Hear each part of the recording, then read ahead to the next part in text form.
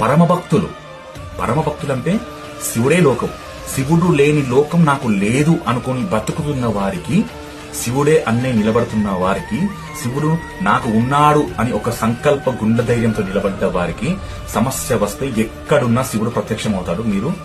మీరు రాసి పెట్టుకోండి మాట. ఎందుకంటే ఇంకొకటి, శివుణ్ణి అంత గాఢంగా నమ్ముకున్న భక్తుడికి ఎలాంటి ఆపత్తి ఎవ్వరు తెచ్చి పెడదామని చూసినా అది శివుడు సహించలేడు. ఈ భక్తుడు సహిస్తాడేమో. ఎట్లా సహిస్తాడంటే, సరే మీరు నన్ను ఎంత బాధైనా పెట్టండి, నేను నమశివాయ అనే నామమే జపిస్తూ ఉంటా అంటే నీకు కోపం రాకున్నా వాళ్ళని వదిలిస్తావేమో. కానీ శివుని అంత పిచ్చిగా నమ్ముకొని బ్రతుకుతున్న వారికి సమస్య వస్తే మాత్రం శివుడు అసలుకే సహించడు.